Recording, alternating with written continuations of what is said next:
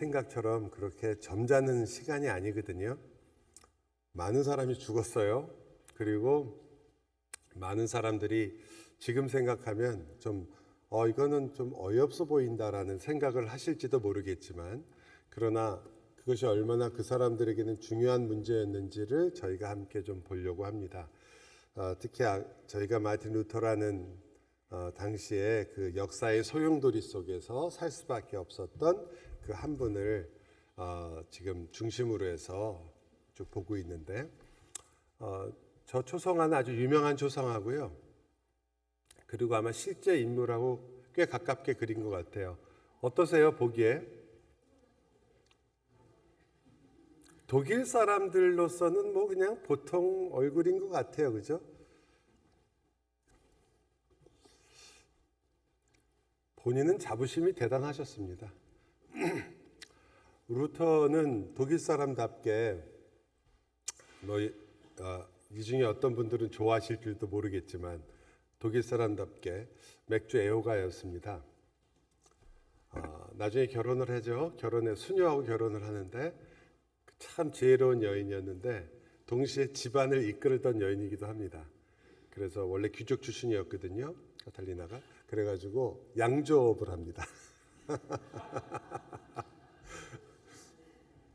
지금 같으면 당회에서 불러가지고 치리를 해야 되는.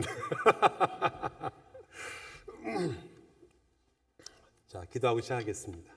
하나님 감사합니다. 저희가 오늘 함께 하나님께서 그 16세기 역사 속에서 하나님이 어떻게 섭리하셨고 어떻게 이 일들을 진행하셨으며, 그리고 그 도구로 쓰였던 사람들이 어떠한 일들을 경험했는지를 함께 살펴봅니다. 주님, 저희에게 이 시간이 참 하나님의 뜻과 하나님의 마음을 알게 하고, 또 우리가 이 역사로부터 받는 교훈을 통해서 우리의 삶 속에서도 지혜를 얻게 하시며, 또 우리가 하나님 말씀을 따라 산다는 것이 어떤 것인가를 깊이 고민하고 생각하는 귀한 시간이 되게 하여 주옵소서. 예수님 이름으로 기도합니다. 아멘. 말씀드린 것처럼 이제 저희가 마틴 루터에 대해서 지난 시간까지 주로 이제 마틴 루터가 수도사에서 어떻게 그런 말하자면 종교 개혁자가 됐죠. 그래서 그 부분을 저희가 지금 전번에 저희가 좀 살펴봤었는데요. 오늘은 그 부분보다는 이제 종교 개혁자로서 어떠한 삶을 살게 되었는가, 그 부분을 좀 같이 보려고 합니다. 제가 페이지를 표시를 안 해갖고 좀 오래 걸렸습니다. 죄송합니다. 저희 지난주를 잠깐 아주 간단하게 돌이켜보면 마틴 루터가 1483년에 태어났고요. 그리고 그가 지난 시간에 저희가 탑 체험이라고 말하는, 혹은 화장실 체험이라고 말하는, 그래서 거기서 로마서 1장 17절 읽다가 변화된 그 얘기까지 했죠. 네, 기억이 일주일 만에 안 나신다는 거에서 너무 타격받지 마세요. 예, 괜찮으니까. 그래서 그때 그 탑에서 공부하다가, 그때 교수였습니다. 비텐베르크 탑이에요. 저 탑이 공부하다가 거기서 그 복음에 있어서 굉장히 중요한 체험을 하게 됩니다. 1513년에서 1515년에 걸친 일이었고, 그리고 그 사건이 일어난 날짜나 이런 것들에 대해서는 정확한 기록을 제가 찾지 못했는데, 그 사건이 루터에게는 너무나 중요한 사건이라서 저희가 조금 더 다루게 될 거예요. 이제 95개조 1517년은 여러분이 종교개혁 원년으로 우리가 알고 있는 해니까 꼭 기억하시고, 그 다음에 1521년에 이르러서야 드디어 루터의 신학이 정립이 됩니다. 그리고 1525년에 결혼을 하고 1530년에 루터교에서 지금도 가장 중요한 아우스부르크 신앙 고백이 작성이 됩니다. 그리고 1546년에 루터가 생애를 마감하게 됩니다. 이게 이제 루터의 일반적인 타임 프레임인데요. 자, 이제 루터가 수도사였죠. 다가 교수가 됐죠. 그리고 개혁가로서 이제 루터의 말이지만 자기가 이렇게 된 것에 대해서 하나님께서 시작하신 일이기 때문에 내가 이러한 과정을 겪어서 개혁자로서의 삶을, 루터는 개혁자가 되려는 마음이 1도 없었습니다. 정말 1도 하나도 없던 사람이에요. 그리고 루터는 교황과 맞서려는 마음도 전혀 없었습니다. 95개 조항을 붙일 때도 그래서 라틴어로 붙여서 교수들에게 사실은 논쟁하자고, 이렇게 이 사실에 대해서 논쟁하자. 그리고 거의 대부분이 뭐에 대한 이야기라고 말씀드렸죠? 그 95개 조의 거의 대부분이 면죄부에 대한 내용이었어요. 왜냐하면 그 당시에 면죄부 설교를 하기 위해서 비텐베르크로 사람이 온다는 이야기를 들었기 때문입니다. 비텐베르크는 프리드리히 선제후가 통치하고 있었고, 그 사람은 개혁주의자예요. 이미 개신교로 돌아선 사람이에요. 더 이상 캐톨릭을 하지 않았는데, 당시 신성 로마 제국에서 각 제후마다 자기의 땅에서는 자기가 원하는 종교를 택할 수 있다라고 허락을 한 상태여서 프리드리히가 굉장히 많은 도움을 주게 되죠. 루터는 물론이고 그 당시에 많은 사람이 도움을 받게 됩니다. 왜냐하면 보호도 해주고 그리고 이런 것도 많이 해요. 그런데 하지만 그 당시에 재밌는 거는 프리드리히 선제후가 성물 있죠. 지난주에 보셨죠? 성물, 뭐 예수님 숨 이렇게 모아놓은 거, 이런 거를 독일에서 제일 많이 갖고 있는 사람이에요. 또 그 사람이. 그래서 어떤 분들은 그게 취미 생활이냐 아니면 정말로 그것들을 미신처럼 믿었느냐, 그거 가지고 논문을 쓰기도 했어요. 어쨌든 그 비텐베르크에서 가장 많이 갖고 있었어요. 1000여 점이 가까웠다고 그러더라고요. 그것이 돈이 돼서 갖고 있었을지도 몰라요. 여러분이 선제후라는 말은요, 이 사람이 루터 같은 사람이 아니라는 뜻이죠. 매우 정치적인 사람이고, 그리고 교황과 항상 이렇게 관련을 맺고, 그리고 거기서 정치적인 이득을 추구하던 사람입니다. 그래서 하지만 그러면서 믿는 바가 개혁파를 지지하고 있었기 때문에 그가 도움을 많이 주게 된 거죠. 자, 어쨌든 루터는 그래서 개혁가로서의 이제 삶을 살기 시작하는데, 그가 어떻게 변했는지를 또한 여러분에게 말씀드릴게요.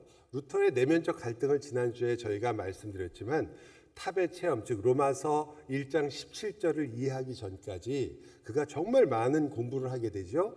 유명한 책들을 제가 시편부터 네 권의 책을 여러분에게 알려드렸고, 개혁주의자가 되고 싶으면 이 네 권의 성경을 연구하라고 말씀드렸어요.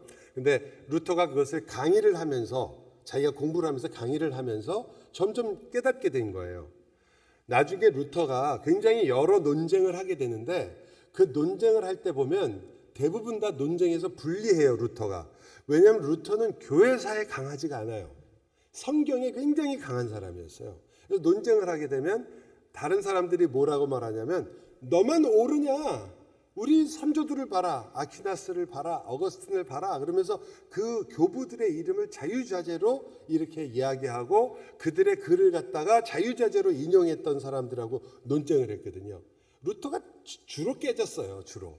왜냐하면 교부들을 무시한다는 것은 사실은 되게 어려운 일이었거든요. 그때 교황이나 교부를 무시한다는 것은 그 사람이 곧바로 이단 선고를 받을 수 있는 거니까요.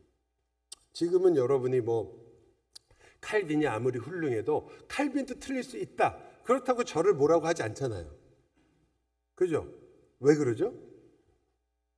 칼빈도 사람이라서 그 이유는 아니에요. 왜 그래요? 루터도 틀릴 수 있다 이렇게 얘기해도 괜찮잖아요. 왜 그렇습니까? 루터 위에 뭐가 있다고 생각하니까? 하나님? 루터 위에 하나님 있는 건 너무 당연한 거고, 조금 더 생각해 주세요. 그렇죠. 성경이라는 것, 그거를 해낸 사람이 루터예요. 그 급진적인 변화가 일어나는데, 처음에는 하나님을 미워했다고 얘기하죠. 왜냐하면 그는 율법주의 안에 갇혀 있었고, 그래서 이 스칼라적인 율법주의는 어떤 거냐면, 너희가 선행과 고행과 자기 훈련을 통해서 하나님께 가까이 갈 수 있다고 믿었어요. 그래서 일반 종교하고 비슷해지는 거죠. 그죠? 모든 참다운 복음을 제외한, 은혜의 복음을 제외한 모든 종교는 자기 자신을 수양해서 자기가 신이 되는 겁니다. 예외가 거의 없죠. 그리고 그렇게 되는 것은 우리가 이미 성경에서 처음 창세기 1장과 2장과 3장에서 말하고 있는 바예요. 인간은 그 길을 가게 돼요. 그리고 복음을 깨닫기 전까지는 우리는 그것을 벗어나기가 너무 어렵기 때문에 여러분과 저도 예수를 믿으면서도 그걸 깨트리기가 몹시 어렵단 말이에요. 자꾸 돌아가게 돼요. 그래서 또 같은 문제로 또 돌아가요. 그래서 그래도 이건 정도는 해야 되지 않느냐. 그래도 술, 담배는 하지 말아야지. 그래야지 하나님 앞에 가서 할 말은 있지. 제가 예전에 제가 좋아하던 분이 있었는데 여전도사님이셨어요. 나이 많으신. 근데 그 여전도사님이 저한테 항상 하는 얘기가 제가 전도사 때 전도사님 저를 위해서 기도해 주세요. 무슨 기도를 해드릴까요? 제가 죽을 때 극장에서 안 죽게. 영화를 되게 좋아하시던 분인데 극장에서 갑자기 주님이 오시거나 거기서 죽으면 어떡하냐. 성경을 읽다가 죽든지 성경을 가르치다 죽어야지. 아니 그렇게 죽으면 너무 부끄럽다. 그래서 제가 아니 그러면 성경을 읽다가 죽으시면 하나님 앞에 가면 떳떳한 거예요? 그렇게 물어봤죠. 우리의 생각에 아닌 것 같고 그리고 별거 아닌 것 같은데 그게 얼마나 뿌리 깊은지 몰라요. 그거는 여러분 솔직히 우리가 죽을 때까지 완전히 없어지기가 어려워요. 계속 싸울 수밖에 없어요. 우리가 나는 이제 복음 완전히 이해했다. 난 복음대로 살 거야. 나 그런데 안 빠져. 아니에요. 칼빈도 그러한 미신에 빠진 적이 있고요. 루터는 말할 것도 없습니다. 근데 그러한 일들과 계속 싸우게 되죠. 내가 잘못 생각했구나. 루터가 이 율법주의적인 그런 거에 굉장히 갇혀 있었기 때문에 당연히 그렇게 생각하고 있었죠. 당연히 율법주의에 갇힌 사람의 가장 문제는 역시 심판을 두려워하는 거예요. 구원의 확신이 없죠. 왜? 성경에 있잖아요. 너희가 모든 법을 지키다가도 한 법을 어기면 어떻게 돼요? 다 어긴 거다. 그러니까 이거 정말 이런 하나님을 내가 믿어야 되는 것인가? 도대체 다른 사람들은 어떻게 구원을 받았는가? 너무 답답한 거죠. 이미 복음의 선명한 그 복음이 얼마큼 혼탁해졌는지를 보여주는 거예요. 그 혼탁의 끝이 면죄부였던 거예요. 루터가 그걸 보면서 이건 아닌데? 아니 이거는 자기들 배를 불리고 성당 짓고 그리고 자기들 부자 되기 위해서 이 서민들의 피를 빨아먹는 거 아닌가? 처음엔 정의심이 있었고 그 다음엔 이게 성경하고도 가르침이 틀린 것 같은데 라는 생각으로 토론해보자, 논쟁해보자 그러고 하다 붙인 거거든요. 자기 생각은 아니니까. 그런데 그 이후에 그가 말씀을 읽으면서 변하기 시작한 것이 첫 번째 가장 큰 변화가 바로 비텐베르크 대학 그 안에 있던 수도원의 탑 체험이에요. 나는 그때 로마서 1장 17절에 나오는 하나님의 의인이라는 그 단어예요. 그 전까지는 그것을 하나님의 심판의 의라고 생각했거든요. 그러니까 거기 가면은 자기는 방법이 없는 거예요. 우리를 구원하는 건 하나님의 의인데 하나님의 심판의 의다. 자기에게 주는 그리스도를 통해서 나에게 선물로 주시는 의라는 생각을 하지 못했던 거죠. 성경을 읽으면서. 그걸 깨닫게 된 거예요. 내가 그 하나님의 의에 도달해서 그 하나님의 의를 내가 성취해야 구원을 얻는 게 아니라 그건 분명하거든요. 의로운 자만 구원 얻는 건 분명해요. 그건 성경에서 단 한 번도 흔들린 적이 없어요. 신약도 똑같습니다. 의로운 자만 구원을 받아요. 근데 하나님의 의를 내가 가져야 된다 그러니까 나 불가능한 줄 알았던데 성경이 보니까 믿음으로 말미암아 의롭다 한다. 이게 예수 그리스도의 의를 나에게 주시는 거구나라는 걸 깨닫는 순간 성경이 완전히 달라진 거죠. 구약에서 신약까지 우리말로 확 뚫린 거예요.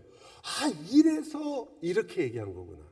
이래서 이렇게 얘기한 거구나라는 것을 처음으로 깨닫는 게 됐어요. 여기 있는 것처럼 한번 루터의 말인데 한번 읽어주실래요? 시작. 완전히 새로 태어난 것 같았고 활짝 열린 문을 통해 낙원 자체로 들어간 것 같았다. 그 순간 성경 전체가 나에게 완전히 다른 모습을 보여주었다. 여러분이 이 경험을 왜 나는 못했을까 하시는 분이 계실 거예요. 여기 그죠? 나는 예수 믿었는데 저런 경험은 별로 없었는데 낙원 같았다는 것도 그렇지만 성경 전체가 확 뚫렸다? 글쎄 왜 그런지 알려드릴까요? 루터만큼 성경을 몰라서 그래요. 여러분이 성경을 쭉 공부하시고 어떤 방식으로든 성경을 많이 알고 있으면 이 경험을 반드시 하게 돼요. 왜냐하면 성경을 읽는데 항상 눈에 수건을 가리고 있거든요. 이게 성경대로 한데 이게 말이 안 되는 것 같은데, 그러니까 그게 안 열리면 어떤 생각을 하냐면 구약의 하나님과 신약의 하나님은 다른 거예요. 여기 너무 은혜로운 하나님, 다 용서해 주신 하나님, 저쪽은요 뭐 거필하면 하늘에서 뭐 떨어져 갖고 죽는 하나님인 거예요. 얼마나 많이 죽여요 막. 그러니까 이게 도대체 이 하나님이 어떤 하나님인지 이해가 안 가서, 그래서 이단이 나오는 거죠, 당연히. 그래서 나는 구약을 믿지 않고 구약을 버리는 사람들이 나오는 거예요. 이것은 우리가 그 초대교회사를 공부할 때 저희가 다뤘으니까 오늘은 이제 중세교회사에서는 그런 부분까지 다루진 않겠지만, 역시 성경에 대한 잘못된 이해가 나올 수밖에 없어요. 수건을 벗지 못했으니까. 그때 이제 이신칭이라는 것을 처음으로 그가 깨닫게 됩니다. 소위 말하는 솔라 피데라는 말이죠. 오직 의인은 믿음으로 말미암아 산다. 이 말은 내가 믿음이 있으면 산다라는 뜻이 아니에요. 오해하시면 안 돼요. 내가 다른 건 다 안 하구나, 믿음만 있으면 되는구나, 이런 말이 아니에요. 믿음이라는 말은 무슨 뜻이냐면 나로부터 나온 것은 아무것도 안 된다는 걸 깨달았다는 걸 믿음이라고 그래요. 하나님만을 의지해야 되는구나, 그게 믿음이에요. 내가 하나님을 의지하는 것도 내 능력이 되면 믿음이 아니에요. 나는 하나님을 온전히 의지하는 거구나, 정말 그것이구나 라는 걸 깨닫는 거죠. 그게 많은 사람을 살렸죠. 찰스 스펄전도 똑같았어요. 내가 어떻게 구원을 얻을까? 내가 어떻게 믿어야 된다는 것일까? 믿음이 어떻게 해야 되는가? 그런데 그날 설교를 들은 거예요. 예수를 바라보라. 그저 예수를 보라. 그때 그가 깨달은 거죠. 믿으려고 하는 나 자신도 지금 율법에 빠져 있구나. 내가 믿음으로 내가 하나님 앞에 가려고 하고 믿음을 준비하고 믿음을 내 것으로 만들고 믿음을 실력으로 생각하는 것이 이게 바로 잘못된 복음이구나. 그저 예수를 보라. 그때 안 거죠. 이게 복음이구나. 이게 성경이 말하는 믿음인 거예요. 그래서 믿음으로 구원을 받았다는 말은 믿음이 여러분의 실력이라는 뜻이 아닙니다. 내가 믿음이라는 걸 가지고 있어갖고 내가 가지고 있는 믿음의 능력이 있다는 뜻이 아닙니다. 믿음이 능력이 있어요. 내가 믿어서 능력이 생긴 게 아니고 그 믿음이 하나님을 의지하는 것이 바로 우리의 힘이에요.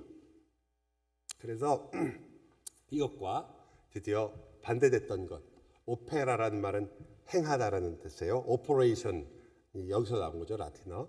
그러니까 행위례에서 선행과 공로로 구원을 얻으려는 것. 이것은 그 선행과 공로라는 말은 성경에서 자주 나오는 이런 표현 중에 하나지만, 또 하나가 우리가 이해하기에 좋은 것은 조건이에요. 원인이 나에게 있는 것. 그게 조건이거든요. 그게 은혜라는 말이 왜 그렇게 어려우냐? 은혜라는 말을 여러분이 이해한 것 같으면서도 자꾸 헷갈리고 또 배울 때인데 안 것 같은데 또 힘든 이유가 뭐냐면, 여러분과 저는 인과론이라는 것에 항상 이게 갇혀 있거든요. 즉 내가 오늘 집에 갔는데 호주머니에서 100불이 나왔어요. 그러면 어떤 생각을 하세요? 100불이 나오면 내가 언제 여기다 집어넣었구나, 이렇게 생각하시죠. 절대로 그냥 생기지 않잖아요. 어떡하란 말이야. 더 쉬운 예가 없어요. 그렇단 말이에요. 우리는 원인이 있고 그 다음에 결과가 있는 것이 너무나 당연해요. 우리가 갇혀있는 세계라고 말하는 물질 세계에서는 그게 너무나 당연한 거거든요. 그런데 은혜라는 말은 뭐냐면 내가 설명할 수 있는 조건이 나한테 없어요. 예를 들어 너 구원받았다면 너를 왜 하나님이 구원했지? 그러면 여러분 뭐라고 대답해요? I don't know. 근데 그게 정답이잖아요. 우리 찬송가도 그렇게 불러요. 내가 믿고 또 의지하면, 그 찬송할 때 어떻게 부르세요? 난 알 수 없도다. 주님이 왜 나를 사랑하시는지. 그래서 이게 어려운 거거든요.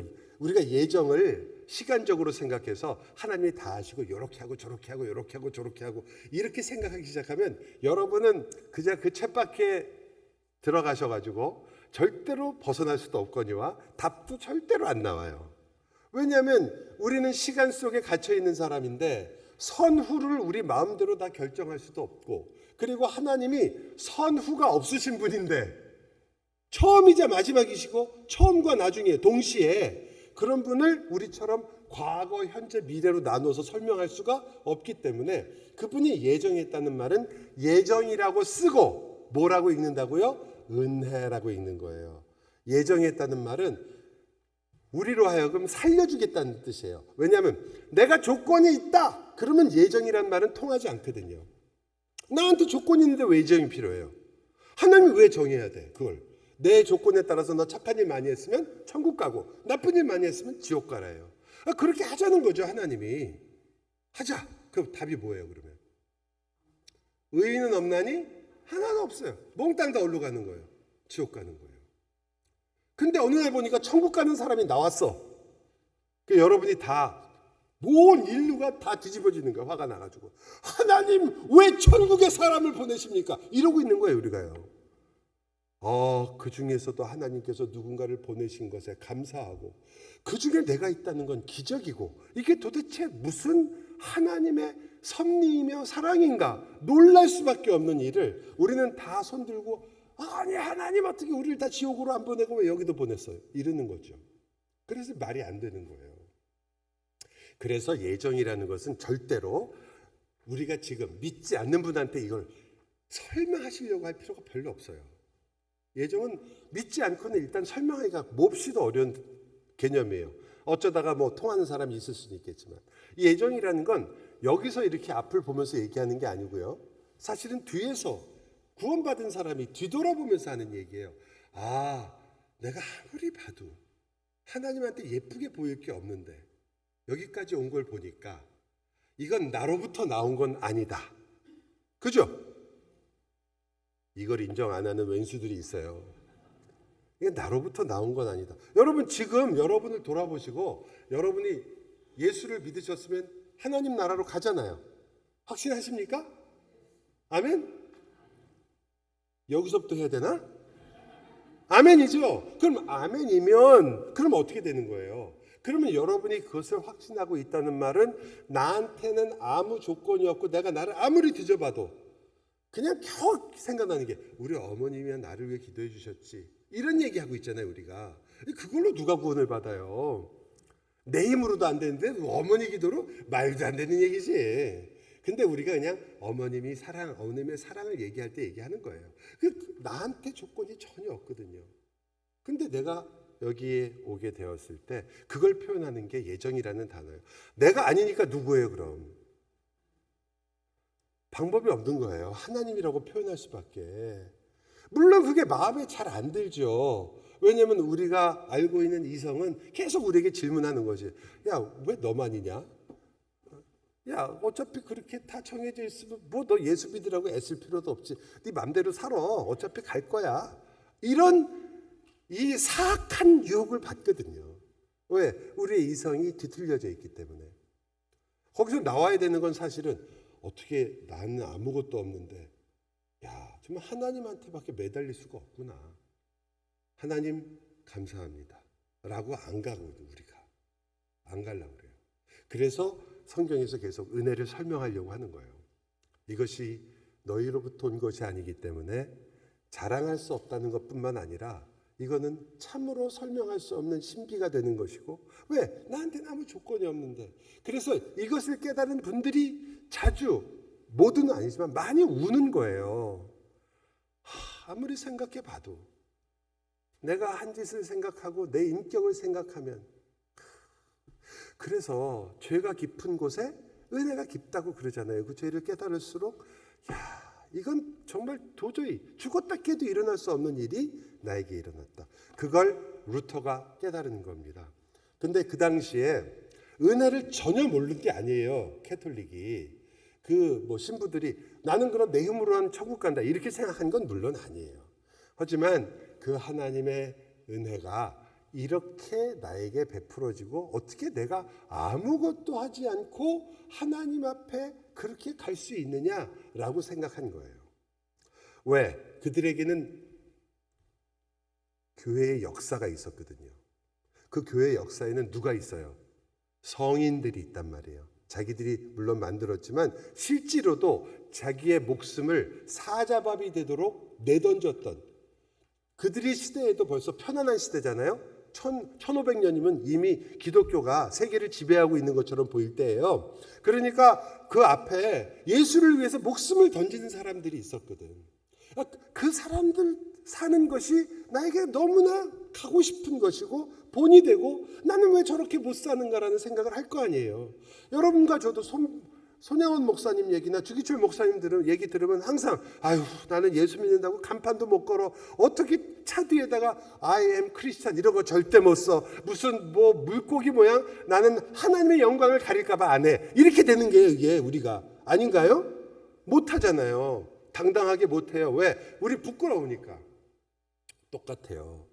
그게 바로 일로 넘어가는 발걸음들이거든요. 처음에는 좋은 것 같지만 그래 이거 근데 저 사람들은 저렇게 했으니까 하나님 앞에 갈 수 있는 사람들이 아닌가.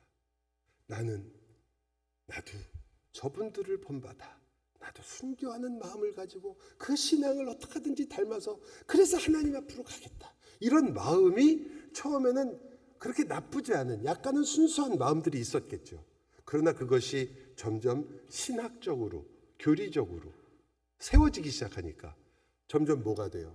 일반 종교라고 말하는 종교심, 인간의 마음속에 있는 인과, 즉 내가 무언가 해야 결과가 나오지 않느냐, 권선징악이라든지 인과응보라든지 이런 것이 너무나 우리에겐 가깝기 때문에 어떻게 그렇다고 말이 안 된다라는 생각을 하게 된 거죠. 그것이 점점 강화된 거예요. 이때까지 로만 캐톨릭이 무슨 칭의에 대한 교리가 있었거나 이런 게 있었던 게 아니에요. 그저 자연스럽게 세상적인 종교적 원리들이 기독교에 들어와서 그것이 오염을 시키고 있었는데 그걸 정확히 몰랐던 거죠. 하나님의 의는 내가 도달해야 되는 의가 아니라 선물로 주어지는 그리스도의 의다라는 것을 깨달은 거예요. 믿음으로 말미암아 의롭게 된다. 자, 이제 여기서부터 이것은 루터 시대가 아닙니다. 그러나 이 오직 의인은 믿음으로 말미암아 살리라라는 솔라 피데로부터 종교 개혁의 5개의 기둥이 생깁니다. 첫 번째는 솔라 스크립툴라라고 하는 오직 성경. 자, 하나 또 뭐가 있을까요? 그 다음에는 했잖아요. 오직 믿음, 솔라 피데. 그래서 이것을 five solas라고 얘기해요. 5개라. 다 솔라로 시작하는데 또 하나는요, 솔라 그라티아. 그래서 오직 은혜라. 오직 믿음과 오직 은혜는 같은 말 같지만 달라요. 여러분, 우리는 이렇게 표현하지 않아요. 믿음으로 구원을 받았습니다라고 얘기하지 않아요. 믿음은 곧바로 구원을 주는 게 아니에요. 구원의 중요한 이 과정 중에 하나예요. 즉 구원은 이 믿음이라는 단어보다 훨씬 큰 거예요. 그래서 구원은 은혜로 받는 거예요. By grace예요. 믿음은 vessel이에요. 즉 수단이에요. 믿음은 수단. 믿음은 선물. 내가 하나님으로부터 받은 배 같은 거예요. 믿음이. 배를 타고 가는 거예요. 은혜는 뭐냐면 그것에 의해서 은혜는 어디도 적용되느냐? 처음 하나님이 부르실 때도 은혜로, 예정하실 때도 은혜로, 또요. 그 다음에 뭐 있어요? 칭의 받을 때도 은혜로, 믿음을 우리가 가질 때도 은혜로 믿음을 갖는 거예요. 은혜로 우리는 회개를 하는 거예요. 왜? 은혜라는 말은 나로부터 아무 조건도 없이 하나님이 거저 주시는 것이라는 단어니까. 뭐든지 하나님이 주시는 거잖아요. 그래서 성화도 은혜로, 영화도 은혜로. 하지만 믿음으로 성화됐다 이렇게 얘기 안 해요. 믿음으로는 어떻게 했다고요? 의롭게 되었다. 하나님이 그가 하나님만을 의지하는 것을 귀하게 여겨 그를 의롭게 여겼다는 뜻이에요. 의인이 되고 의롭게 되었다는 것은 구원 전부를 설명하는 것은 아니에요. 여러분이 의롭다함을 칭함을 받았다고 해서 구원받은 게 끝난 게 아니거든요. 그죠? 뭐가 또 있어야 돼요? 또 갈 길이 있잖아요. 이 땅에서는 죄와 싸워야 되고, 그리고 우리가 가지고 있는 연약한 점과 계속해서 우리가 그것들과 싸워나가는 과정이 필요하잖아요. 그걸 뭐라고 그래요? 성화라고 하죠. 그럼 우리가 거룩하게 되는 것은 우리의 행위입니까? 거룩하게 노력하고 애쓰는 행위입니까? 아니면 은혜입니까? 아니면 믿음입니까? 세 중에 1번 행위. 물론 여기까지 의롭다함을 얻을 때까지는 은혜이지만, 그러나 성화는 내가 해야 되는 거 아니에요. 그러니까 첫 번째, 이것은 내 행위도 필요하다. 1번. 2번, 아니 이것은 믿음으로 가는 것이다. 3번, 은혜로 얻는 것이다. 어때요? 자, 1, 2, 3 중에 1번 행위가 필요하다. 2번 믿음으로, 3번 은혜로. 어쨌든 눈치만 제가 항상 얘기하잖아요. 세 개 다 맞아요. 여러분, 하나님은 우리들에게 100%의 행위를 항상 요구하세요. 여러분은 은혜를 입은 자이기 때문에 온 마음을 다해서 거룩한 삶을 살려고 한단 말이에요. 그 없는 게 아니에요. 그러나 그것을 우리가 하나님 앞에 가는 조건으로 삼을 수 없어요. 뭐죠? 결과예요. 내가 은혜로 하나님의 사랑을 받은 결과로 나는 내 삶을 변화시키고 싶고 거룩하게 살고 싶고 거룩한 삶이 나의 소원이 되는 거예요. 그래서 성경에서 뭐라고 그래요? 하나님이 너희 안에 소원을 두고 행하게 하신다 그러잖아요. 여러분 소원이 뭐예요? 여러분 소원은 그냥 천국 가는 거다 아니라는 거예요. 그래서 그것도 소원 중에 하나가 될 수 있지만, 이 땅에서 우리의 소원은 예수님을 닮아가고 싶은 거예요. 예수님처럼 거룩하게 살고 싶은 거예요. 그게 너무 원하는 바가 된 거예요. 그것이 이상한 게 아니에요. 된다 안 된다, 잘 된다 안 된다? 솔직해서 좋긴 한데 잘 안 된다. 잘 안 되지만 이것은 우리가 사랑 때문에 하는 거니까 실패를 두려워하지 않고 하게 되는 거예요.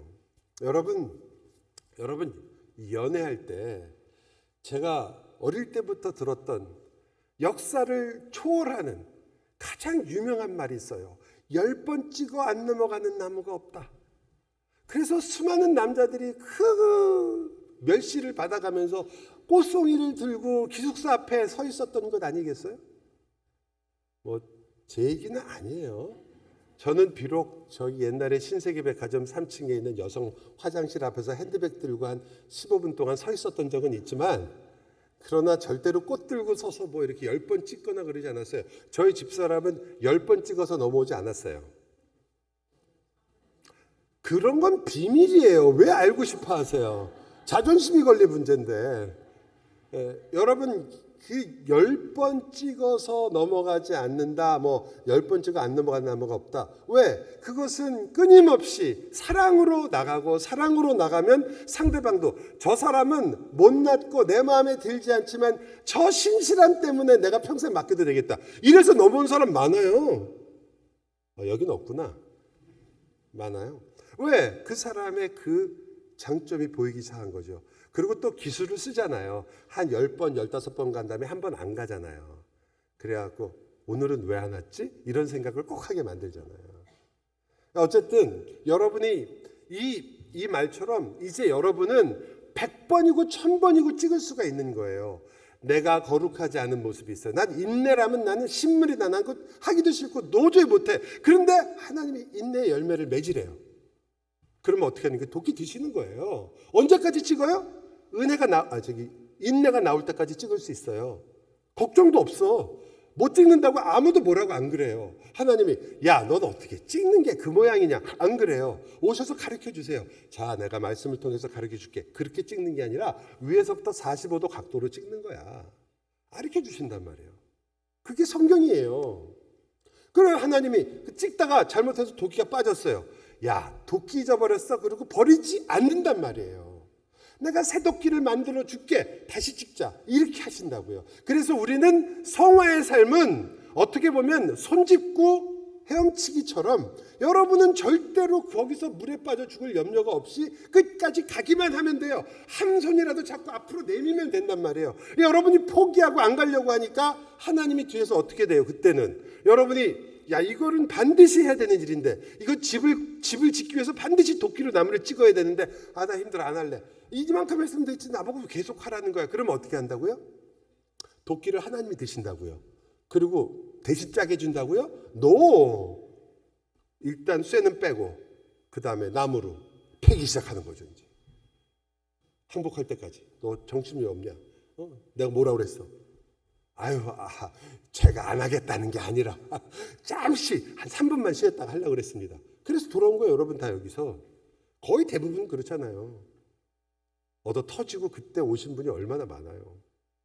다 동기 들이면서 아닌 척 하는데 뭐 그렇다기 받아들일게요. 어쨌든 그렇게 해서 여러분이 사시는 거예요. 여러분 성화의 삶은 얼굴 찌푸릴 필요가 없고 실망할 필요가 없는 일이에요. 아, 내가 그렇게 노력했는데 나는 왜 이렇게 사랑이 없을까? 걱정하지 마세요. 또 하시면 돼요. 괜찮아요. 뭐 누가 뭐라고 그래요? 하나님도 뭐라고 안 그러시는데. 내가 정죄하지 않는데 누가 뭐라고 하겠느냐? 누가 사탄이 뭐라고 하겠느냐? 걱정하지 말아라. 내가 있다. 가라. 해라. 쓰러지면 나한테 와라. 도망치고 포기하지 않는 한 하나님은 웬만해서 매도 안 들어요. 여러분이 나는 너무 쉽게 포기하고 실망을 잘하고 나는 너무 성격이 약하다 이런 생각이 드신 분 계시면 그 성격과 너무 싸우려고 하지 마시고 그저 하나님께서 기뻐하시는 열매가 무엇인가 생각했다가 그래 그럼 나는 온유의 열매를 맺자. 그리고 그냥 그것만 들이파는 거예요. 그냥 뭐 나올 때까지. 어때요? 어느 날 여러분 앞에 많은 사람들이 야, 뭐 큰 바위 얼굴 하더니 당신은 왜 이렇게 사람이 이렇게 물렁물렁해? 옛날에는 그렇게 까다롭더니 이런 말을 듣는 날이 오더라. 아, 이건 제 경험상. 아니, 여러분이 저한테 해줬다는 말이 아니라 여러분은 여전히 저를 까칠하게 보시지만 그래도 저한테도 가끔은 와 물렁물렁해졌네 이렇게 얘기해 주는 사람이 있어요. 너무 무시하지 마세요. 네? 자, 그 다음은 오직 그리스도. 이것은 그 당시의 종교개혁의 원리대로 한다면 오직 성경은 최고의 권위가 무엇인가에 대한 질문이에요. 성경 말씀 안 믿는 기독교인이 어디 있겠어요? 그 말이 아니라 최고의 권위가 어디 있느냐? 그 당시까지는 누가 권위였어요? 교황이 권위였어요. 전통이 권위였단 말이에요. 근데 아니다, 성경이다. 그때까지는 행위가 우리의 구원에 분명히 중요하다고 무조건 조건으로서 믿었단 말이에요. 결과가 아니라. 그런데 아니다, 믿음이다. 그때까지는 은혜가 아니라 나의 공로가 필요하다고 믿었단 말이에요. 아니다, 은혜다. 그때까지는 그냥 그리스도 외에 다른 것으로도 구원을 얻을 수 있나? 그 얘기가 아니고요. 그때까지는 어떤 생각을 했냐면 그리스도 예수, 그 예수 그리스도가 아니라 누가 필요하다. 목사가 필요하다. 지금으로 말하면 사제가 필요한 거예요. 여러분 고해성사 누가 해줘요? 예수님이 와서 해줘요? 안 하죠. 그럼 어떻게 해야 돼요 그때는? 왜 사제한테 가서 얘기해야 되잖아요. 루터도 고해성사 무지하게 했습니다. 그 예수님이 아니라 중보자가 아니라 누구예요? 사제가 중보자니까. 그것을 그렇게 했던 거예요. 그러니까 오직 그리스도라는 말이 그래서 나오게 되는 거예요. 아니다. 너희는 그리스도에게로 하나님에게로 곧바로 가는 제사장들이다. 너희가 제사장이다. 이것이 이 오직 그리스도라는 거죠. 그리고 오직 하나님께 영광이다. 여러분의 아는 솔리 데오 글로리아. 뭐 여러분이 만약에 뭐 모자 같은 데다가 멋있는 라틴어 같은 거 쓰고 싶으시면 이런 거 쓰면 되는 거예요. 솔리 데오 글로리아 멋있잖아요. 이걸 제일 많이 쓴 사람은 바하예요. 바하가 바로 이 르네상스 그리고 이 종교 개혁과 깊은 연관을 갖고 있잖아요. 그의 미사곡이나 이런 곡들은 물론 캐톨릭의 역사와 상황 속에 있었기 때문에 많이 지었지만 곡들의 대부분은 이러한 개혁주의적 그 당시의 신학들을 잘 드러내는 그래서 바하가 항상 쓸 때 마지막에 자기 악보에 솔리 데오 글로리아라고, SDG가 그의 그 약자예요. 자기 이름 대신 그걸 썼어요. 자, 신앙의 핵심들이라고 생각하고 이것들이 종교개혁의 기둥으로 본 거죠. 전번에 말했던 95개조 발표하고 그렇게 면죄부에 대해서 비판했지만 카톨릭의 틀 안에서 이 개혁의 불꽃이 시작됐습니다. 드디어 변화가 시작됐어요. 성경의 해석이 달라졌습니다. 그리스도 중심적인 해석이 나오기 시작했죠. 설교가 변화됐습니다. 율법과 복음이 구분되기 시작했습니다. 목회가 변화됐어요. 고행과 공로를 항상 이야기하던, 당신도 매일 고행해야 된다, 공로가 있어야 된다 했던 곳에서 이제 당신은 복음 안에서 자유하라, 기뻐하라 라는 것으로 목회의 변화가 일어나기 시작했습니다. 이것은 지금도 마찬가지예요. 여러분, 많은 경우에 상담을 하다 보면 물론 대부분은 자존심의 문제라든지 혹은 또 어떤 때는 어떤 그런 관계적인 면에서 어려움이 있을 때가 있지만 대개 복음과 관계되는 대부분의 문제들은 율법주의나 혹은 자기 공로 때문에 그래요. 내가 하나님 앞에서 어떻게 하면 구원을 얻을 수 있을까부터 시작해서 왜 나는 이러한 여러 가지 일들에서 절망하고 항상 실망합니까? 저도 언제나 기쁜 그리스도인이 되고 싶은데 나는 왜 이렇게 마음이 기쁘지가 않습니까? 라는 것의 대부분은 여러분은 지금 자기도 모르게 사실은 고행과 그리고 공로를 가지고 하나님 앞에 가려고 하는 마음들이 있는 걸 모르고 있을 뿐이에요. 그걸 알려주는 게 목사예요. 아, 이러한 면에서 지금 이렇게 생각하고 있기 때문에 이러한 생각을 하고 있는 것입니다. 당신은 그리스도의 이름으로 자유롭게 된 사람입니다. 이것에 의하여 당신의 인생을 망치지 마십시오. 여러분 대부분은 과거에 매여 살아요. 그리고 그 과거는 잊어버리거나 지나간 것으로 어떡하겠어.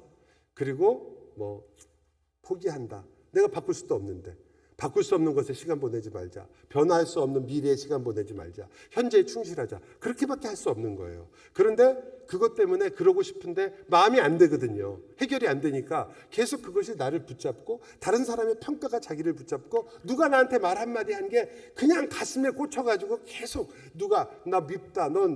당신 난 싫다. 당신은 내가 보기엔 잘못했다. 이런 말 들으면 아니 기도할 때는 그렇게 잘하면서 기도할 때는 기도해요. 주여 제가 잘못했습니다. 그렇게 인정을 잘하고 기도할 때는 내가 죄인이라고 죄인 중에 괴수라고 나는 죽어도 마땅하다고 그렇게 기도하면서도 누가 말 한마디만 하면 꽂혀가지고 저 사람이 나한테 뭐라고 그런지 아세요? 뭐라고 하기엔 욕했겠지. 아니 욕먹을 사람이지 뭐. 여러분 아니 제 뒤에서 제 욕 안 하세요? 제가 다 알아요. 그게 뭐 어때서요? 욕먹을 짓을 하고 사는 사람인데 뭐 어떡하겠어요. 여러분은 제가 얼마나 더 욕먹을 사람인지 몰라서 그 정도 하는 거예요. 진짜로 안다면 아마 글쎄 우리 교회 나올래나? 우리가 다 죄인인데 그게 왜 우리에게 그렇게 상처가 되느냐? 복음에 대한 이해가 흐려졌기 때문에 그래요. 모르는 건 아니지만. 복음을 다 이해하면 그런 게 없잖아요. 왜? 아니 그게 내 자존심 이런 게 뭐가 문제가 되는 거예요. 도대체 그것 때문에 내가 왜 그래야 돼? 그것이 나를 만들고 나를 하나님의 인정을 받고 하나님이 나를 의인이라고 말하시고 하나님의 자녀라고 얘기하는데 아니 진짜 누구말 못하나 우리 어릴 때만큼 신앙도 없어요. 우리 어릴 때 놀 때 우리 집에 왜 왔니 이런 거 하고 놀았잖아요. 그때 뭐라고 했죠? 처음에? 너 왜 왔니 하면은 넌 누구냐 그러면 나는 하나님의 딸이다 이러고 싸웠거든요. 그때 기억나세요? 그것도 기억이 안 나네. 너무 오래돼가지고. 왜 우리 집에 와서 까부냐 그러면 나는 하나님의 딸이다 그러고 그때 신앙이 좋았어요. 이 좋은 신앙 다 팔아드시고 지금 매일 과거에 붙잡히거나 남의 평가에 붙잡혀갖고 사는 거예요. 누가 나한테 뭐라 그러는 것이 신자가 아닌 사람에게는 중요할지 몰라도 우리는 별로 중요하지가 않아요. 우리는 바닥까지 간 사람이고 바닥을 고백했는데 그거보다 더 나쁘게 말할 사람이 도대체 누가 있어요? 지옥에 갈 만큼 죄인인데 나보고 누가 너 나쁜 사람 Thank you very much. 나는 지독하게 나쁜 사람인데 그나마 나쁜 사람. 고맙잖아요. 자, 이제 여러분이 이 변화가 시작된 바울이 드디어 신학을 체계화하는 것은 논쟁을 통해서 그가 드디어 자기의 신학을 세워가기 시작합니다. 그 첫 번째 논쟁이 하이델베르그 대학에서 했던 하이델베르그 논쟁이에요. 그 유명한 영광의 신학과 십자가의 신학의 싸움이었는데, 자, 캐톨릭은 이렇게 얘기합니다. 우리는 승리하고 영광을 누리기 위해서 누릴 사람들이고 그것을 위해서 나아간다. 틀린 말은 아니죠. 근데 그렇게 하기 위해서 어떻게 해야 되느냐? 우리는 반드시 어떻게 해야 되냐면 업적이 있어야 하고, 그 승리를 누리기 위해서는 전리품이 있어야 되며, 그리고 우리는 당연히 우리의 행위와 우리가 공로와 우리가 열심히 한 보속, 즉 우리를 속해 줄 수 있는 충분한 은혜의 표시가 있어야 된다. 그게 보속이라는 거예요. 여러분은 지금 캐톨릭의 입장에서 본다면 100점 만점에 10점에서 20점 정도 돼요. 10점에서 20점 정도면 어느 정도냐고 제가 확실하게 알 수는 없지만 대충 연옥에 가셔서 한 2억에서 3억 년 정도 계셔야 될 거예요. 그보다 더 길지도 몰라. 예? 그 정도 되면. 근데 여러분은 그 정도 되실 거예요 아마. 이건 제가 그냥 대충 얘기하는 거니까 또 이걸 갖고 나중에 시비 걸지 마세요. 제가 신부님한테 물어봤더니 아니더라. 아니면 아닌 거지 뭐. 하지만 비슷해. 그렇게 돼요. 그렇게 됐는데, 그러니까 여러분은 천국에 갈 수가 없어요. 뭐가 필요하냐면 여러분이 그만큼 점수를 따야 되는 거예요. 예수님이 여러분한테 100점을 주시는 걸 믿지 않고, 어쨌든 예수님이 나를 위해서 해주셨지만 나도 내 점수를 쌓아야 된다고 하는 게 바로 영광의 신학이에요. 내 점수를 쌓아서 그것으로 승리하고 영광을 얻겠다라는 거예요. 더우세요? 괜찮아요? 네. 저만 덥죠? 약간 따뜻하신 게 좋아요. 저는 더 좋아요. 사실은 제가 감기가 완전히 나은 줄 알았는데 오늘 찬송을 하다 보니까 목이 금방 쉬더라고요. 그래서 제 곁에 오지 마세요. 오늘까지는 아마 내일쯤 되면 완전히 낫지 않을까. 그리고 에어컨을 켜니까 금방 코가 맹맹해지는 것 같아요. 그래서 뭐 켜셔도 되지만 이제 뭐 거의 다 끝나가네요 시간이. 근데 죄송합니다. 그래서 이 영광의 신학에 대해서 루터가 얘기한 거예요. 아니, 하나님이 어디 달리셨느냐, 어디 계시느냐? 십자가에 달리셨다. 우리를 위해서. 고난을 통하여 우리가 구원을 받는 것이다. 그것도 우리의 고난이 아니라 그리스도의 고난을 통해서 받는 것이다. 그리스도께서 우리를 위하여 고난을 당하시고 그리고 그 그리스도의 영광을 우리에게 주셨다. 우리가 영광을 얻기 위해서 사는 인생은, 그것은 성경에서 하나님이 우리에게 주신 인생이 아니라 그 모든 인생의 짐을 내가지고 끝까지 달리려고 하는 우리의 욕심이요 교만이요 우리의 죄된 모습이다. 근데 우리는 그게 편하거든요. 여러분, 시험을 봤는데 내가 잘 알아요. 몇 개 틀렸는지. 몇 개 틀렸는지 안다는 말이 무슨 뜻인지 아시죠? 공부를 잘한다는 뜻이에요. 정말 인정을 안 하시네. 공부를 못하는 사람은 몇 개 틀렸는지 몰라요. 예? 몇 개 틀렸는지 알아요. 그래서 점수가 나오면 오늘은 이번엔 분명히 97점이다. 근데 100점이 나온 거예요. 그럼 어떻게 하나요? 일반적으로 당연히 감사합니다로 돌아가죠. 근데 그렇지 않는 게 여러분과 저예요. 재미있지만 가서 따지는 거야 선생님한테. 3개 틀렸는데 왜 100점이냐? 난 이거 인정 못한다. 나는 그 3개를 맞기 위해서 오늘부터 밤을 새겠다. 그리고 3개를 다 맞은 다음에 내가 떳떳하게 내가 우등상을 받건 무슨 상을 받건 내가 반드시 다 해가지고 그때 내가 받겠다. 이렇게 하는 거죠. 어떻게 보면 똑똑하고 아싸라고 그리고 괜찮아 보여요. 문제는 뭐냐면 그 중에 한 문제는 죽어도 못 맞힌다는 거예요. 다 산수 문제인데 그 문제는 미분적분이라 못 맞춰요. 100점 못 맞아.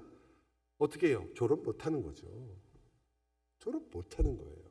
근데 그것을 끝까지 우기고 내가 반드시 하겠다라는 생각을 하고 보니까 안 돼. 그러니까 어떻게 해요? 내가 미분적분을 못 풀면 어떻게 하면 돼요? 대학교 언니 오빠한테 가면 되잖아. 그죠? 마찬가지로 똑같은 거예요. 내가 이거 못 푸니까 내 실력으로 내 힘으로는 안 돼. 점수가 영원히 모자라. 어떻게 하면 돼요? 나보다 잘하는 성인들 전부 다 어떻게 하고 죽었어요?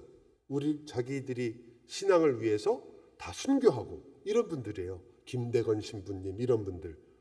캐톨릭에서 성인이잖아요.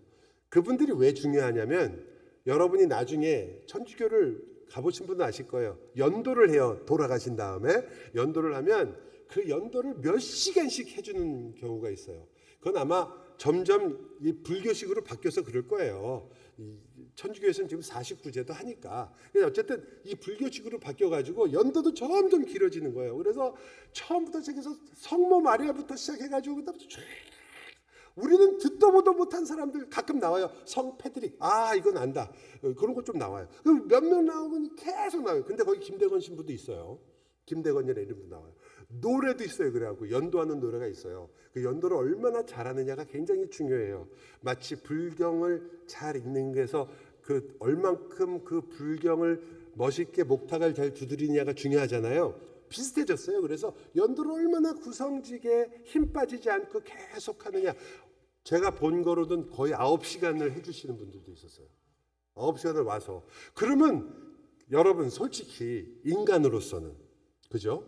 우리가 믿음이 없는 사람이고 이것이 무엇인지 모르는 사람은 자기 부모님을 위해서나 아는 사람을 위해서 9시간을 그 화장터에서 시작부터 끝까지 어디도 안 가고 그것을 계속 그 앞에서 해주면 어떨까요? 감동을 받죠. 당연하죠. 그렇게 하면 감동을 받고 제가 가서 예수 그리스도를 믿으면 이런 건 다 필요 없습니다. 주님께 갑니다. 그러면은 욕을 해요. 도대체 이게 아무리 생각해도 난 계산이 안 되는데 그렇게 계산이 나오는 게 너무 신기한 거죠. 여러분과 제가 이게 너무 쉬워 보이니까 안 믿어지는지 모르지만 그렇게 애를 쓴 것, 그래 저렇게 애를 썼으니까 드디어 그 중에 한 성인의 대학생 불러서 문제 풀듯이 해가지고 그걸 풀어줘서 그게 점수가 올라가서 가는 거예요. 그렇게 되는 거예요. 혹은 그것을 줄여주는 거예요. 그것을 루터가 이거는 말이 안 된다. 이것이 어떻게 성경에서 가르치는 바냐. 그래서 싸운 거죠. 십자가의 신학. 인간의 공로와 선행이 아니라 십자가의 고난을 통해서 우리는 구원을 받는 것이다. 또 하나의 논쟁은 그 유명한 라이프치히 논쟁이에요. 이것도 라이프치히 대학에서 거의 일주일, 아니죠. 6주를 토론을 논쟁을 했어요. 같은 1518년 19년이에요. 죄송합니다. 아까 나왔던 이 하이델베르그 요된 1518년 4월 달 바로 직전까지 요 논쟁에 들어가기 직전까지 루터가 뭐라고 얘기했냐면 나는 카톨릭 신자고 나는 교황의 아들이다라고 고백을 했었어요. 그때까지도. 그가 아직 신학적으로 교황과 이런 모든 문제에 휘말리지도 않았고 그는 여전히 이단으로도 아니었고 단지 논쟁을 일으키고 있는 약간의 말썽꾸러기 교수였어요. 그런데 이 하이델베르그 논쟁을 하면서 어떻게 된 거냐면 이 논쟁을 하다 보니까 이 논쟁을 하고 있는 이 루터도 점점 자기의 생각이 저쪽에서 교부 나중에 나오는 논쟁에도 그렇지만 교부 두 번째 논쟁에서 더 확실해져요. 교부가 이렇게 말했다. 근데 자기는 그 교부에 대해서 잘 몰라. 그래서 그 교부가 그렇게 말했어? 그 이상한데? 근데 그가 들을 수 있는 건 그다음에 뭐예요? 성경엔 이렇게 써 있는데 이렇게 나오기 시작하는 거예요. 그리고서는 나중에 결국은 어떻게 되냐면 저쪽에서 야 교부가 5명이나 이렇게 얘기하는데 너 혼자 잘났냐? 말이 안 되지 않느냐? 그때 루터가 교부가 높아 성경이 높아 이렇게 나온 거죠. 그래서 그가 그 논쟁을 하면서 깨닫는 거예요. 그렇구나. 내가 지금 이 논쟁을 하는 이유가 이거구나. 성경 말씀이 진짜 이 모든 것 위에 있구나 라는 것을 깨닫기 시작한 거예요. 말하다 보니까 이게 너무나 분명해지는 거죠. 그래서 라이프치히 논쟁이 됐습니다. 논쟁 배경은 물론 요한 에크라는 사람이 공개 토론을 하는데, 요한 에크라는 사람은 엄청 똑똑한 사람이에요. 교회사를 다 외우고 있었고 교부들의 책을 많이 외우고 있었습니다. 나중에 우리가 칼빈을 공부할 때 배우겠지만, 켈빈이 왜 루터보다 더 유명하다는 건 이상하지만 훨씬 더 영향력이 있는 그러한 교리적인 영향을 끼쳤냐면, 켈빈은요, 이 논쟁에서 그 유명한 교부들을 따르던 수많은 캐톨릭의 신학자들을 단번에 코를 납작하게 했어요. 왜? 교부들의 책을 그들보다 훨씬 더 자유롭게 인용했거든요. 어거스틴이 어디서 이렇게 얘기했다는 것 정확하게 인용해서 싸웠거든요. 성경뿐 아니라, 성경은 말할 것도 없고, 어쨌든 이 요한네키가 교회사에 밝았기 때문에 교부들의 얘기를 엄청 많이 한 거죠. 특별히 얀 후스 기억나세요? 얀 후스, 체코. 그 사람이 사실은 루터에게 영향을 많이 줬거든요. 그래서 그 사람이 근데 화형을 당해서 이단으로. 그러니까 이 사람이 얀 후스의 후계자다 그러면 루터는 당연히 뭐가 돼요? 이단이 돼서 죽을 거예요. 너무나 분명하게 되는 거죠. 그래서 이 전략을 세운 거예요. 이 요한네크가. 루터를 어디다 걸자? 후스한테 걸자. 그래서 후스와 비슷한 말을 하고 있다. 지금 교황을 무시하고 있다. 후스와 비슷한 말을 하고 있다. 성만찬에 있어서 어리석은 말을 하고 있다. 아니, 성경이 있는 대로 얘기하는데. 계속 그런 쟁점이 생긴 거죠. 교황권에 대해서, 특히 교황이 가지고 있는 무오한 교황의 권위, 공의의 권위, 성경이 가지고 있는 권위, 누가 최고 권위를 갖고 있느냐. 특히 얀 후스를 화형에 처한 것이 공의회의 결정이거든요. 콘스탄틴 공의회에서 얀 후스는 이단임으로 화형에 처한다 그래서 불에 태워 죽였어요. 그러니까 이 논쟁 중에 루터가 뭐라고 얘기했냐면, 얀 후스에 대한 얘기가 나오니까 얀 후스의 말 중에 물론 다 옳지 않을지는 모르지만 성경적으로 분명한 말들이 있지 않느냐, 이런 얘기를 하게 된 거예요. 그러니까 성경적으로 그런 옳은 얘기를 했다. 근데 공의회는 그를 이단으로 얘기했어요. 그러면 그것과 싸우려면 어떻게 얘기하는 수밖에 없어요?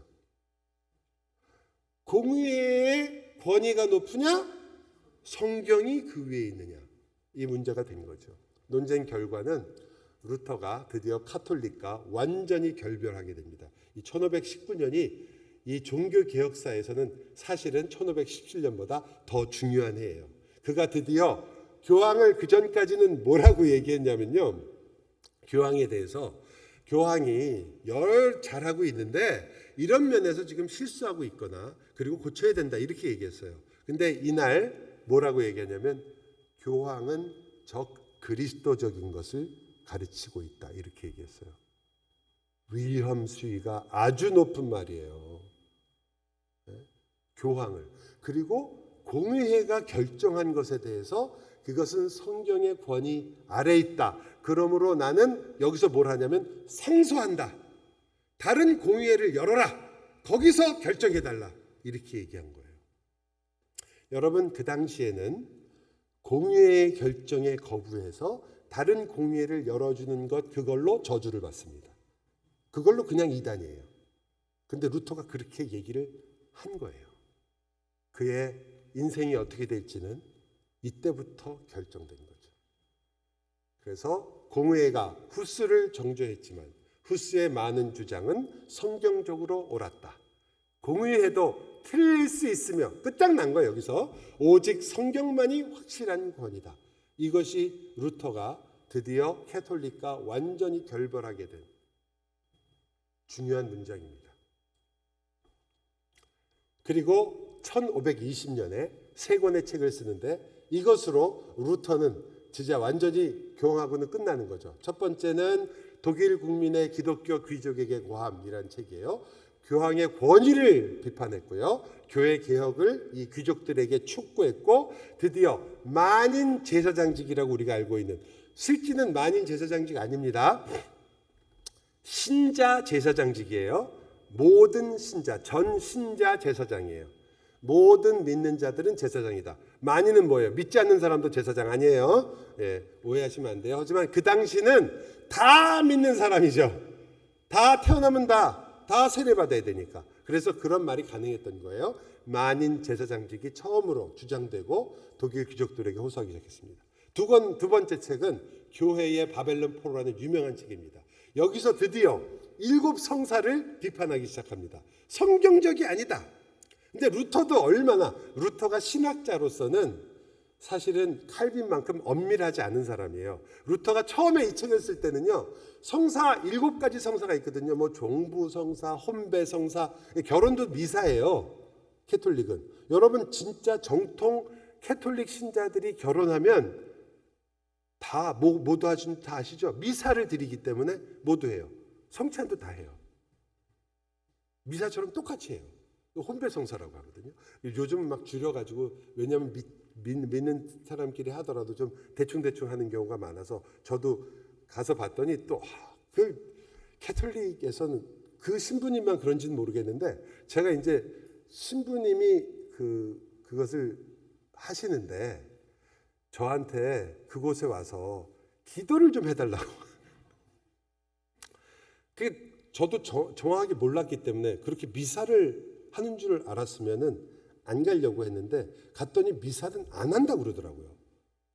그냥 오피시에임만 사제가 하는 거지 미사는 안 한다고 그래요. 그래서 그러냐 그러고 갔더니 그 미사를 그렇게 이방인들이 있는 곳에서 미사가 아니고 이렇게 결혼 축복을 하는 것을 위해서 교황이나 추기경이 편지를 보내왔더라고요. 그렇게 하도록 허락을 해주는. 저한테 보여주던데요. 라틴어라 못 읽었어요. 근데 그걸 이렇게 보여주면서 자기는 그래서 이렇게 해도 된대요. 그래서 그때 뭐 일반 결혼식하고 똑같이 이렇게 해요. 근데 원래는 그렇게 하지 않죠. 그런데 처음에는 루터가 그랬어요. 같은 책이에요. 처음에는 7가지 성사가 잘못됐다. 3가지만 올바른 것이다. 그랬어요. 3가지. 그러니까 성찬이 있고 세례가 있고 또 하나가 뭐였냐면 기억나면 얘기해 드릴게요. 3가지였는데 책 마지막에 가서는 2가지라고 주장을 해요. 그러니까 이 책을 쓰면서 그 생각이 그 정도로 급하게 변하고 있는 거예요. 루터가 그렇게 이 성경에 대한 이해가 깊어지는 거죠. 여러분, 그러므로 우리가 어떤 사람 만났을 때 어떤 사람이 나도 이제는 은혜로 구원받았다 얘기하지만 얘기를 들어보면 어때요? 아이가 아직 잘 모르고 있어. 그렇게 생각하시면 안 돼요. 하나님의 손길이 있을 것이다. 그리고 인내하고 도와주려고 해야죠. 여러분 잘난 척하지 말고 제발. 그걸 몰랐군요. 이러면서 막 아주 신경 써주는 것처럼 그건 그게 아니고 그러면서 그냥 지자랑 한참 하고 이러지 마시라고. 아니에요. 루터도 그랬거든요. 루터도 그러면서 알게 됐어요. 교황의 권위를 거부하고 성경적인 성례가 나오고 바로 11월 달에 9월, 10월, 11월 달에 그리스도의 자유라는 이거야말로 이신칭의를 정확하게 설명한 책이에요. 이거는 저희가 읽어도 너무나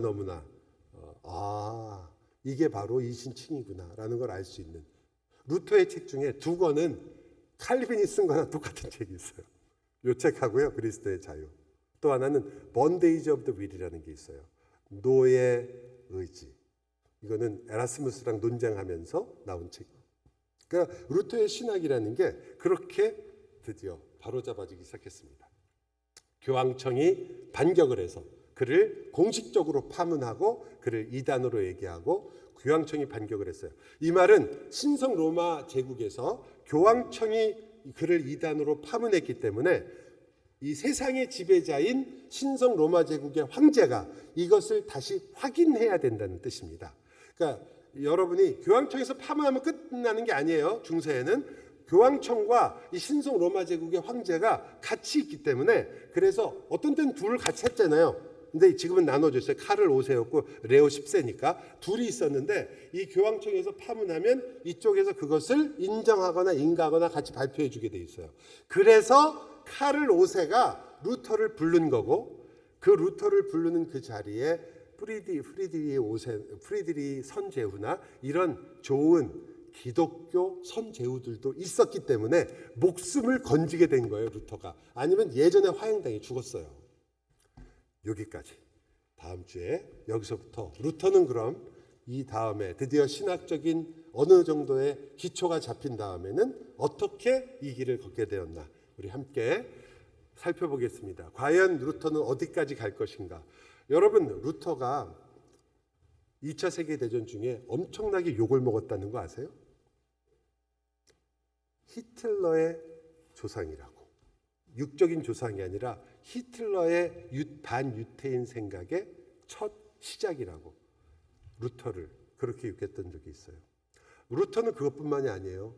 루터가 말을 너무 험하게 해가지고 친구들도 다 루터를 굉장히 염려하고 걱정했던 사람이에요. 왜 그랬을까? 왜 그렇게 성숙하지 못한 모습이 있었을까? 이렇게 훌륭한 사람이. 궁금하시다면 다음 주에 기도하겠습니다. 사랑 많으신 주님, 저희가 참으로 하나님께서 한 인간의 인생 속에서 어떻게 그를 만나는 사람과 말씀에 대한 열정과 그리고 주님께서 역사를 이끄시는 손길 아래 한 사람의 신앙을 다듬어 가시고 그를 통하여 많은 이들에게 유익을 끼치시고 하나님의 일을 이루어 가시는가를 지금 조금씩 맛보고 알고 있습니다. 주님, 저희가 저희의 인생도 볼 줄 알게 해 주옵소서. 내 인생 속에서도 위대하고 엄청난 역사가 일어나는 것이 아닌 것처럼 보이지만 사실은 루터와도 비교할 수 없는, 이 세상의 역사와도 비교할 수 없는 하나님의 놀라운 일들이 내 인생 속에서 일어난다는 것을 깨닫게 하사 저희로 하여금 우리의 삶을 살 때에 하나님께서 이끄시고 섭리하시는 이 안에서 참으로 힘을 얻고 그리고 주님께 감사하며 하나님의 나라를 뚜렷하게 바라보고 살게 하여 주옵소서. 예수 그리스도의 이름으로 기도하옵나이다. 아멘.